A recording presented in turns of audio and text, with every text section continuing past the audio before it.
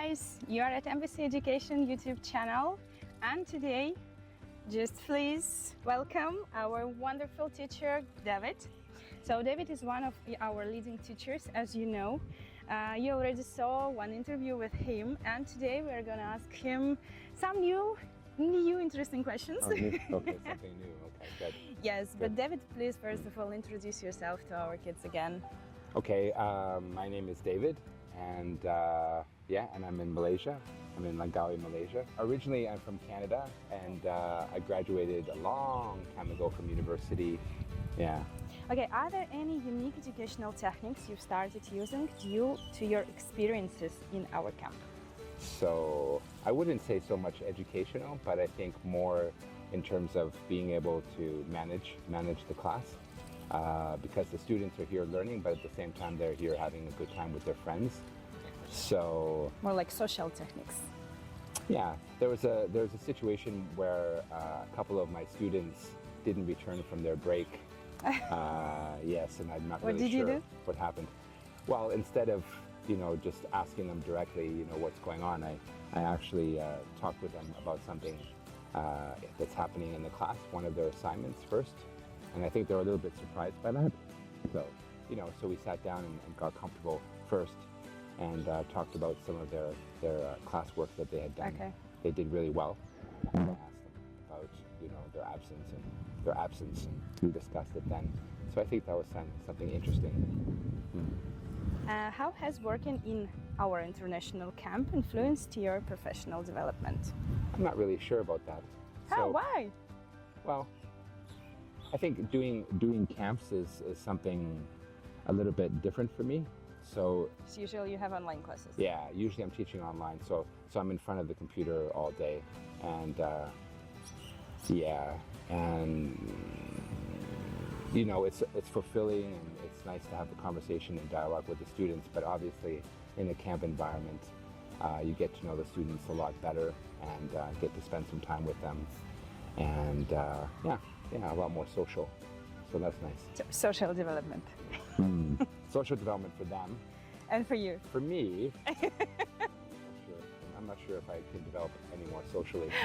So, Okay. yes. What trends in education do you find most promising, and how could they be integrated in your camp programs?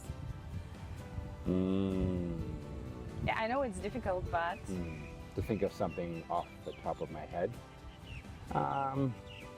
I don't know. It doesn't really work that way. It depends so much. It depends on who you're working with. Like the students that I'm working with in this camp are very advanced level. So I think the most important thing is that I need to challenge them, because I think they want challenge to in which way? well, they need to feel like they're learning something. If they're going to invest their time, they're spending 3 or 4 hours in the classroom, they could be out on the beach, having a good time with their friends, or maybe sleeping late. So, so I need to make it worth their while at the end of the day. So just talking about things that Trends. maybe, things that are relevant for them, trying to understand what their interests are, and trying to engage with them that way. Okay. Any example? What are they interested in?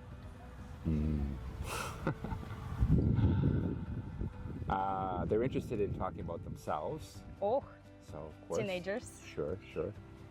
New experiences. So, they want to know more about what life is like here in Asia. I think that's something that's quite new for them. So they ask me a lot about things like that. I try to get them back on topic sometimes.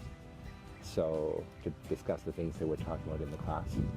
But I don't know.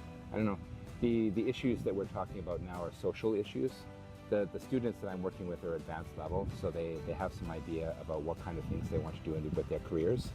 And I think that they know that they're going to be using English as well, so they're really motivated.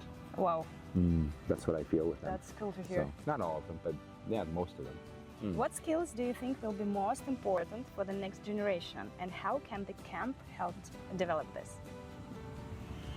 Well, it's obviously, high technology. High technology is going to be important in how they're using it. Obviously, they're very comfortable using the technology now. And so one of the first lessons that we talked about was talking about artificial intelligence and how it's used, how it affects art, because a lot of my students also seem to be talented in art as well. So Music or all aspects, whether it's music, photography, art and literature, poetry. wow. And all, yeah, and all the different facets of art. You know, what effect AI has on that, and whether the art that AI is producing now is art or not. You know, discussing these kinds of questions. So okay, any more So- skills?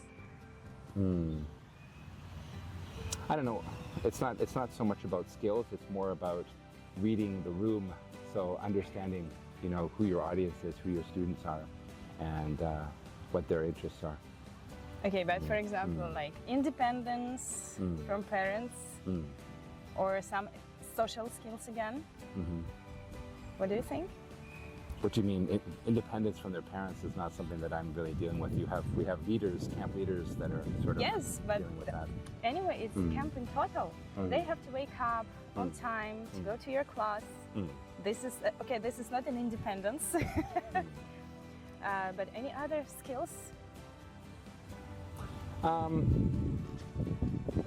Oh, I think one thing is that getting them to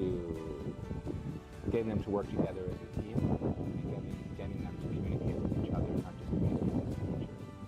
So I think that's something that I try to get them to do. So Successfully? to some extent, what I feel I have to do is I have to integrate some sort of technique into the class to make sure that they're actually asking questions of each other and answering those questions. You know, because it's not something that they'll do naturally. So, yeah. So I guess that's kind of a teaching technique in some way. Okay.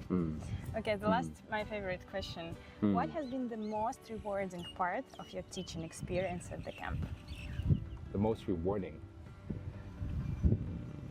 I don't know, just getting to know the students. I mean, we don't spend a lot of time together. I think we spend maybe 8 or 9 classroom days together. But just getting to know them and, you know, seeing them enjoy their time together and me remembering what it was like to be their age and yeah, and what it's like. And then sort of realizing that even though the generations are very different, many years have passed, a lot of things in terms of how they socialize are pretty much the same. So, okay, so the most rewarding part is communication with the students. Yes. Okay. Yeah, and going back and remembering what it feels like to be that age. Oh. So yeah, it's nice.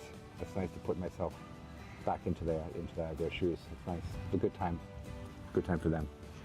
Okay. Okay. Good, David. Thank you very much. Thank you very much for your time, for your answers.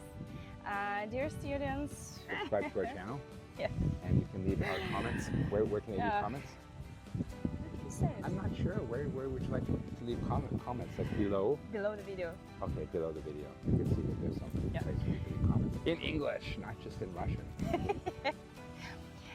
Dear students, thank you very much for your attention. If you have any questions to David, you can leave the comments below this video, and during the next camp we will ask him 100%.